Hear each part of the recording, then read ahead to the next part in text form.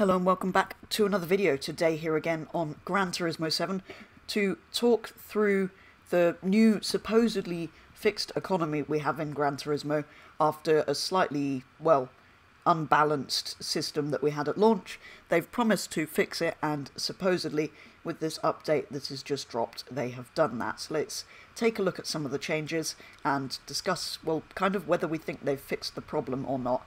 Feel free to join in with this kind of discussion in the comments, give your thoughts on, well, how the economy was on this game and whether you think they've done enough to kind of rectify the mistakes with it.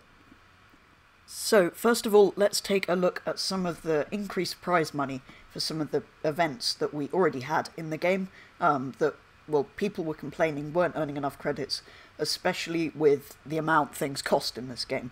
So our first example is the High Speed Ring GT4 Cup, which was 30,000, something in the 30,000s, and has now gone up to 42,000, which previously was one of the fastest earning events in the game because it's quite a high-speed track, so you could replay and replay and replay, and the 30,000 wasn't the total because you did get an increased amount of money for having a clean race, not hitting any cars, but it's only gone up to 42,000, which, well, when they talked about putting this update in, they said on average events would go up by 100%, so double the payout, basically, and this very much hasn't done that. They did say that was on average, so potentially with some of the other events that have more than doubled, it does even out.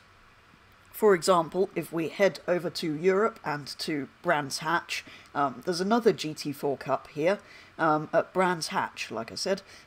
Also was worth somewhere in the region of 30 to 40,000 before, and has now gone up to 81,000, so it has more than doubled.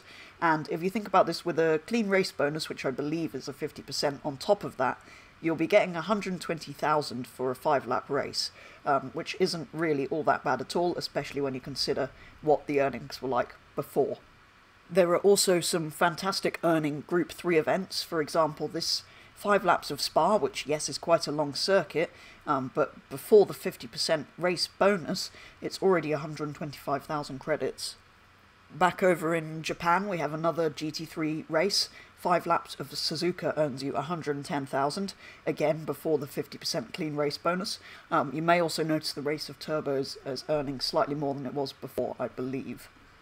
And last, but most definitely not least, the example I'm going to show you here is the 10 laps of Daytona. So yes, it's the road course, it probably is going to take quite a long time to do 10 laps, but that event gives you 200,000 before the 50% increase. So you could potentially be earning 300,000 credits from 10 laps of, well, it would take a while, and in a race that long you're likely to use the clean race bonus because the AI are quite aggressive in this, and even if you don't bump into them, they will inevitably hit you in that amount of time, and you probably won't get it. But still, 200,000 for a 10-lap race, which might take a while, but still not all that bad.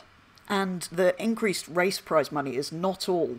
There is, if you head over to the mission challenges, a new section at the bottom here, which I haven't unlocked yet, but I can tell you this is probably the new endurance races we're going to be in this section. So effectively a 1 hour long race that earns you even more credits. So it's just another way of earning credits kind of more quickly than we were before, which is kind of required given how many very expensive cars are in this game. So the economy fix here in Gran Turismo 7 isn't just about giving you millions and millions of credits to buy things. I believe prices of things have been kind of redone. Not just here in the used car dealer, but also over in the legendary autos, which we'll take a look at in a second. I might be completely wrong, but I'm pretty sure some of these look like less than they were. But yes, more importantly, they have adjusted the classics, the really expensive cars. So yes, they're still here, and they're still very expensive, and they're still only here for a limited time, but I believe they stay in here for slightly longer, and, well, there's more stuff in here. So it just kind of gives you more time and freedom to buy cars, so they'll probably come back more frequently as well. So it just means you're kind of under less pressure to buy them quickly, which in the end is what was causing people, well, kind of pressurizing people to buy it with real money through microtransactions. I mean, it's not entirely fixed, you're still tempted to do that.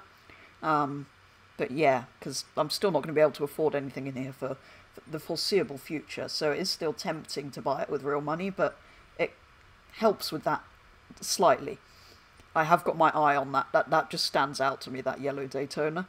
6 miles on the clock, bright yellow. That is just a beautiful example. I really want that. So that's the sort of thing I would end up paying money for, but I know I can go and earn money more quickly and potentially come back and buy one of the cheaper ones of these. So it's not perfect, but it is definitely improved.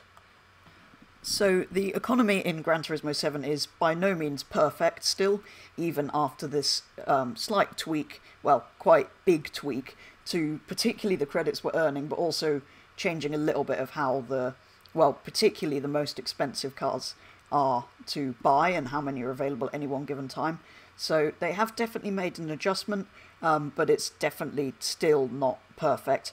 It is, however, a huge improvement, and more importantly, it shows they're listening to what we're saying, because this was kind of brought about by the amount of complaints people had about, well, money in this game and how it all worked, including the problem with, well, kind of persuading people to use microtransactions by having expensive cars that are only available for a limited time. So it's by no means completely perfect.